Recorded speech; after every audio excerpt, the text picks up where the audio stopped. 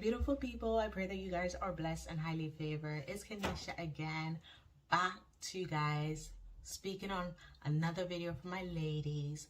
And I hope that the previous videos have blessed you and actually allow you to grow mentally and dive in spiritually and just focus on who you are and who you want to be.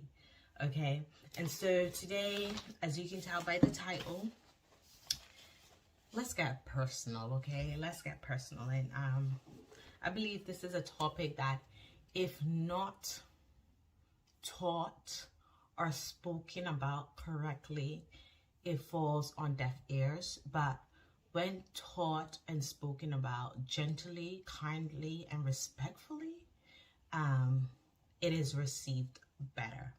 And I feel like I am able to do this because I'm coming from a place where I was once there.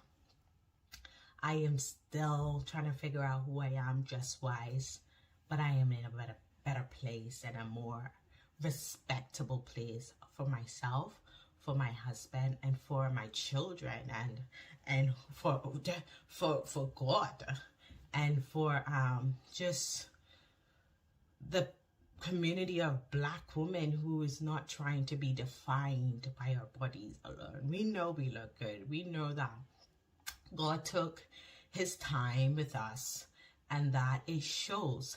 However, I think though we know that, we don't know that that is not all that is not all that we come with.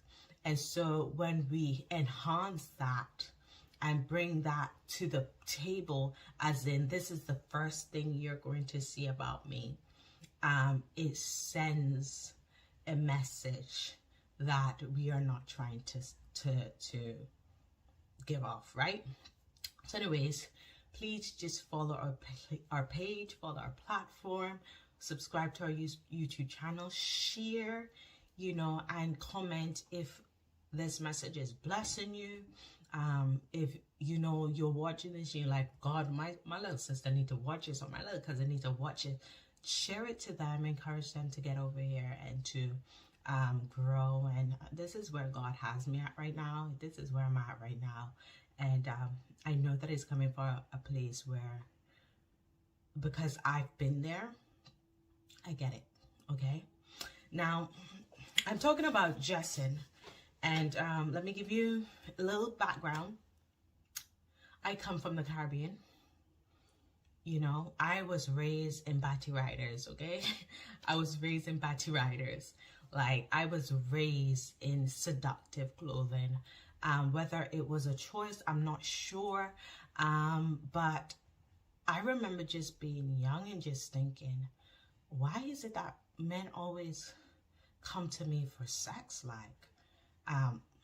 It was like, and I'm sure I put this in my book, Suicide or Jesus Christ. It's like I had something on my forehead inviting men in to have sex with me, and even men that I was not at all interested in that way, uncles, that I was not at all interested in that way, but for some reason, that is what energy was coming towards me. Now, growing up, looking back, thinking back on the way that I dressed, even as a young lady, was very sexually provoking and very seductive. And I guess in the Caribbean, that's quite normal, right?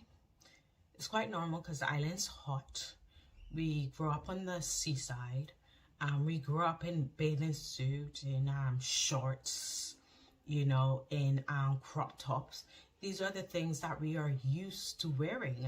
And so now, coming out of that environment, coming to the United States, to the United Kingdom, and then attending church, and let's not add clubbing to that. I started clubbing from very young. And when you go into the club, you have to dress a certain way, right?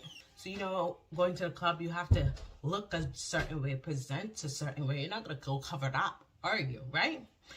And so, entering to church at 25, because I left quite young, I went to church with my mom when we were younger till we were finally older for her to send us by ourselves. We knew on Sundays to dress holy, right? Dress holy on Sundays, but from Monday to Saturday, dress like a hooker, okay? But so I knew a sense of holiness, a way of holiness, right?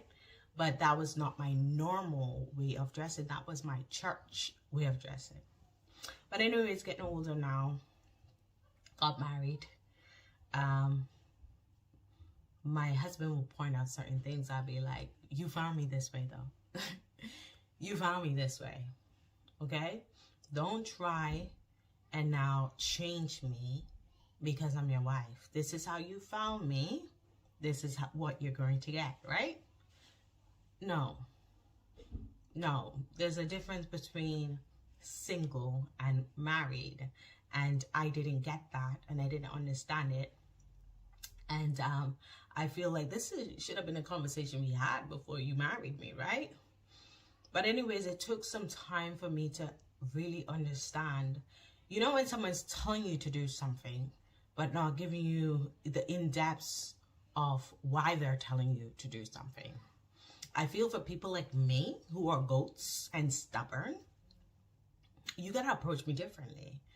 And so for all my goats, for all my stubborn ladies, this is me approaching you from a place of love and of experience and just breaking down what I've learned by reading and by reading especially men books, men authors, and getting an inner sense of what men think about us women.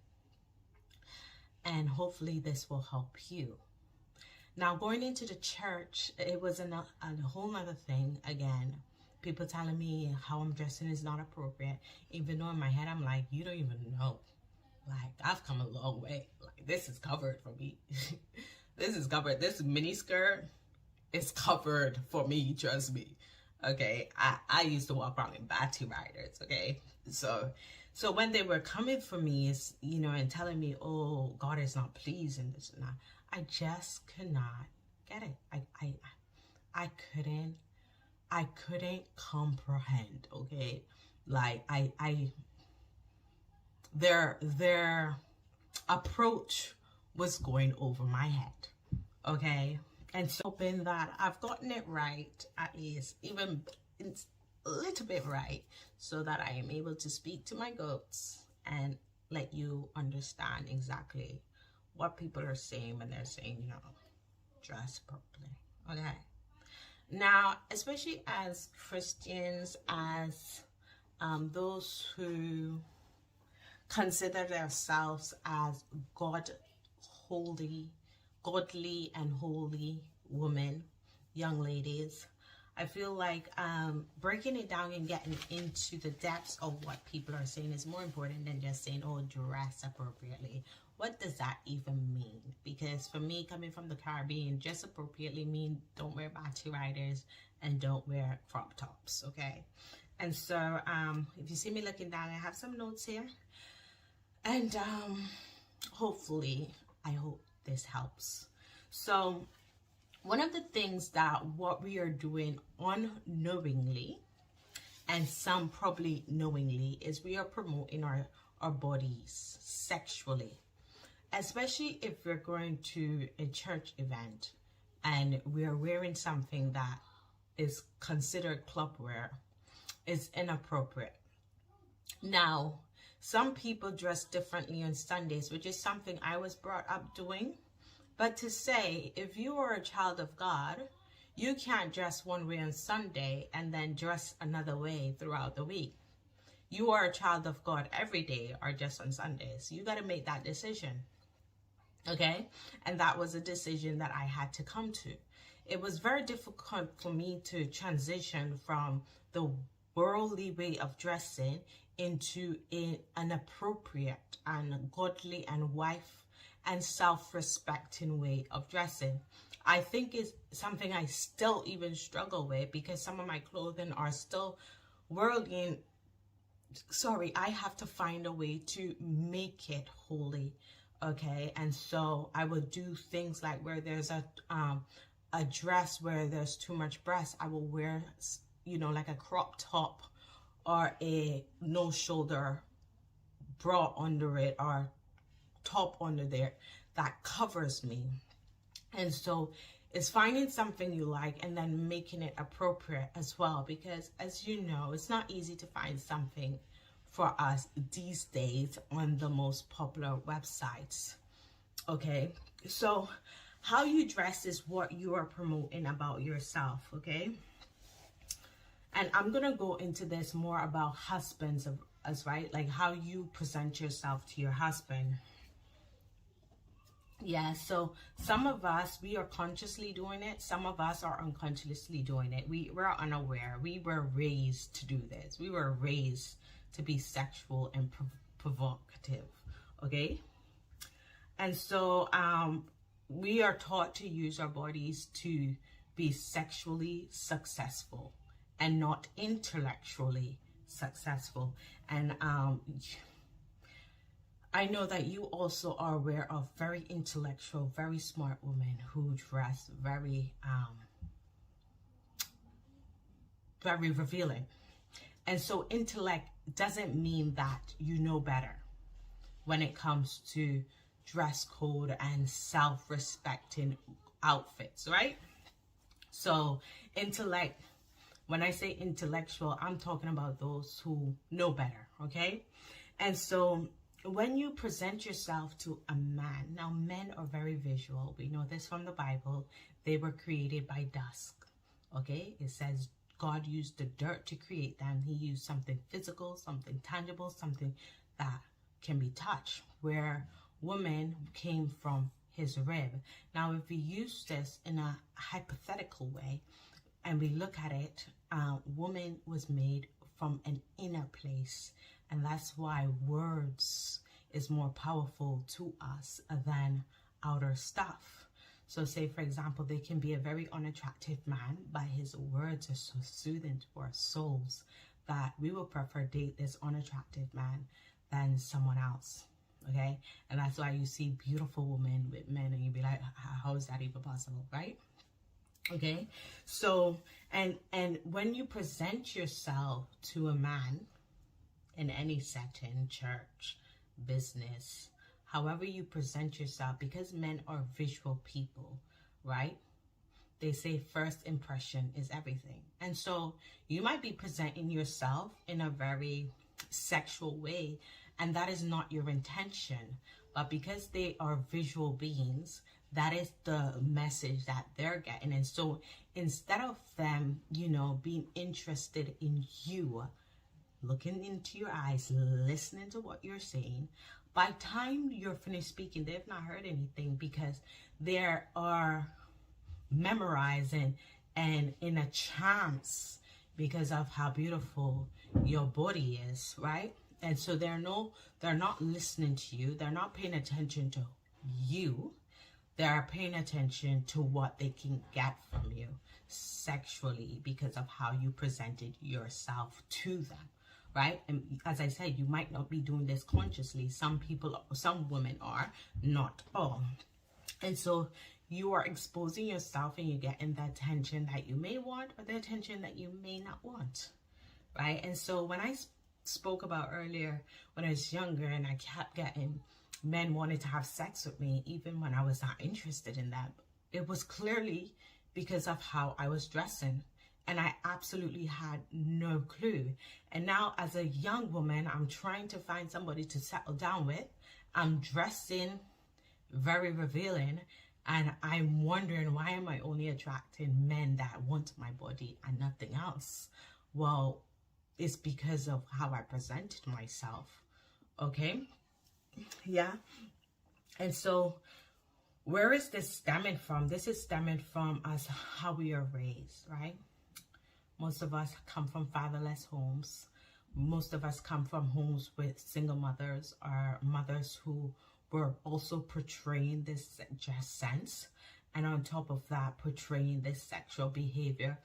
We grew up seeing this and probably not realizing, but we grow up seeing women portrayed as sexual objects and to be used and abused.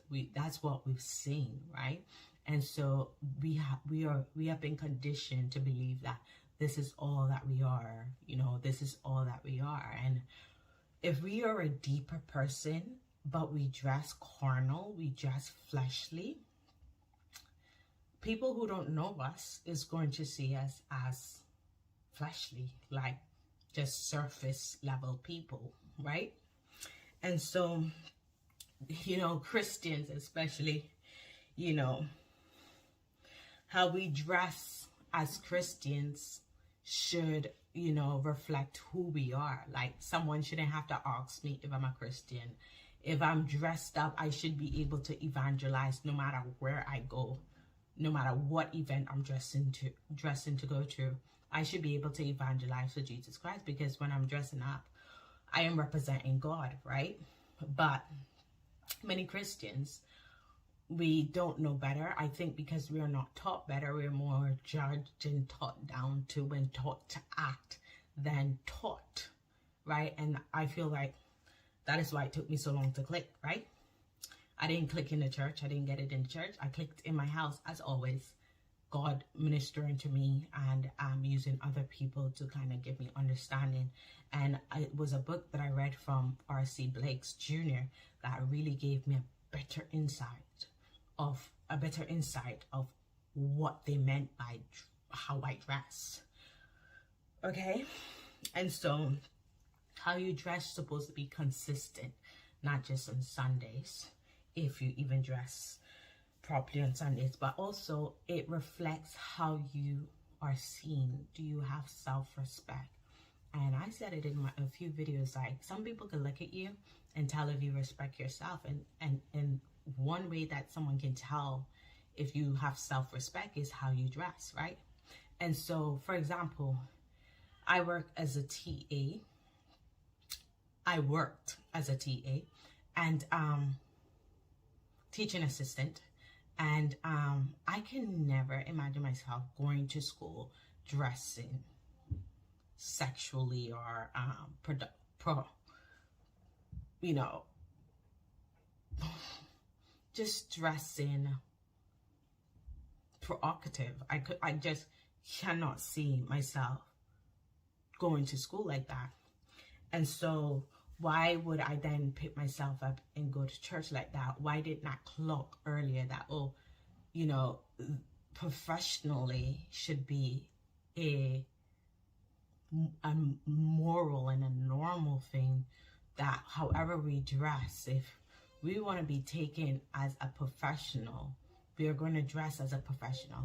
Or if we want to be taken seriously, well, we should dress seriously, right? Especially if we're looking for a husband, right? And so when my husband was trying to communicate to me that how I'm dressing is disrespectful to him, I didn't get it. But also, when you think about it, when you're married, my body belonged to my husband and my husband's body belonged to me. This is scripture. So if he want me to cover up because this is his body, I should cover it up. But I wasn't understanding, why do I need to cover it up? Why? Because it's his, but also to respect him. I represent him. I represent our marriage. I represent God, right? I represent our children. So when I go out with my husband and I'm showing too much, right? Other men can sexually lust after me because they are visual people, you know. And as women, we look at another woman and be like, oh, she's beautiful. I do it.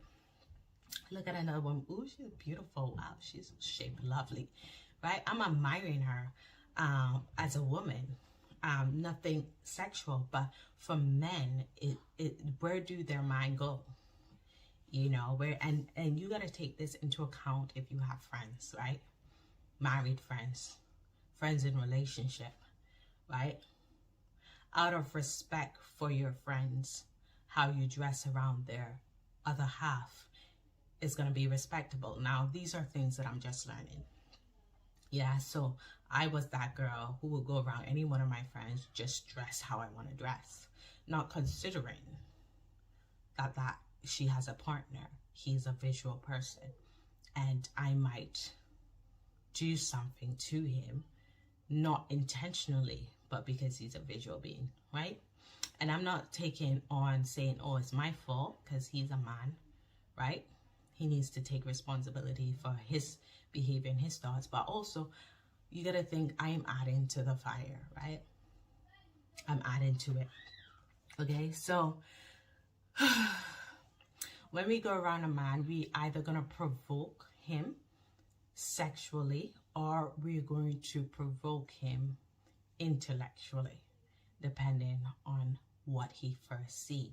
Now, based on what a man first sees, right, will depend on how he continued to treat you.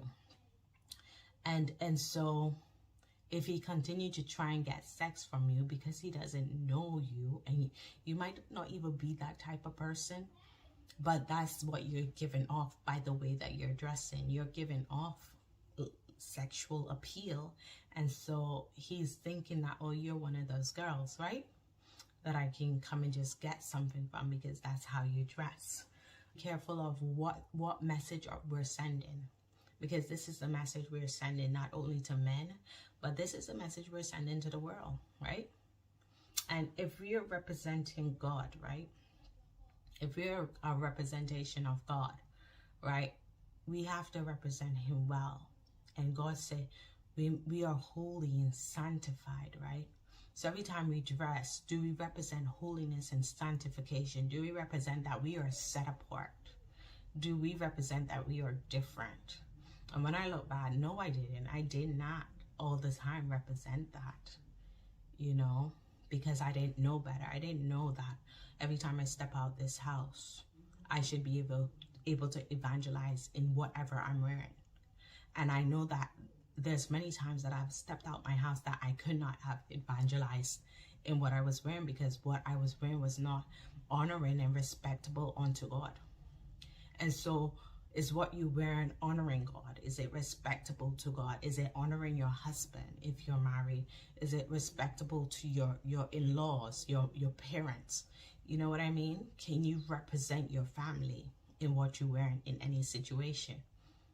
Okay, would you wear what you're wearing to work? You know, if you work in a professional field, would you wear that to the hospital and work at the hospital? Will you wear that? And I'm talking about the United Kingdom. Would you wear that to school? They will send you home, honestly. They will fire you on the spot. Okay, would you wear that to your law firm, to your real estate? No, you won't. And so how you represent your workplace professionally, make sure you're representing God and your husband and your family the same way. I love how R.C. Blakes put it. R.C. Blakes put it, if you were walking across a prostitute, would people standing afar know the difference between you and that prostitute? And I think that's a very good question. Every time you're coming out of the house, do I look like a prostitute? Do I look like I'm sexually attracting men? Like what message am I sending? Am I praising God in what I'm wearing? Right? I think you get it, right? I hope you get it. And if you feel very defensive by what I'm saying, I think that's an inner thing. And I think I also went through that at one time. But I think that I've also given you a few examples that should, you know, give you a better and clearer understanding of who you are. You know, if you want to be respected as a woman and not just somebody who's meant for the bedroom or meant for the kitchen, how you carry yourself will determine how others will treat you. And yes, people who know you and is close to you, know who you are, may not treat you that way because they know you. But we're talking about first impressions, especially those who are looking for their husbands. And you're sending off a message by how you dress. If you're looking for a godly man, dress like a godly woman. Because if you're not dressing like a godly woman, you might attract the wrong person.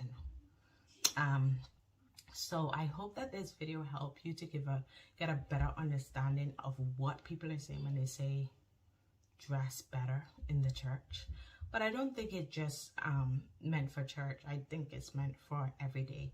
Dress like you're glorifying God every day. And this is something that took me a very long time to understand and to transition into. Even now I'm still learning, but I think that the book that I read from R.C. Blake's really gave me a clearer and better understanding. So I'll put a link of that book in the descriptions, so that if you want to read that book, which is a really good book, especially for young ladies and mature ladies, to kind of give an understanding of who you are and why you were called. You know, we are more than just our bodies. We are more than just meant for sex. We are more than just wives. You know, we also represent ourselves. And so the way that we dress will determine whether people will respect us, especially people who are just meeting us, they don't know us, will respect us because of who we are, or would show a form of respect because of how we are dressing and what they want from us. And how you dress will determine the man that you want. Okay, and if you want a man that will look deeper into who you are and want to know more about you, you will want to present yourself that way. Whereas if you meet a man and you're just showing him everything, you don't even leave anything for his imagination, then you're gonna get a man that is after you sexually and not after you honorably. Anyways, God bless. Please like this video if it helped. Share it to someone you think that's going to, you know, need it.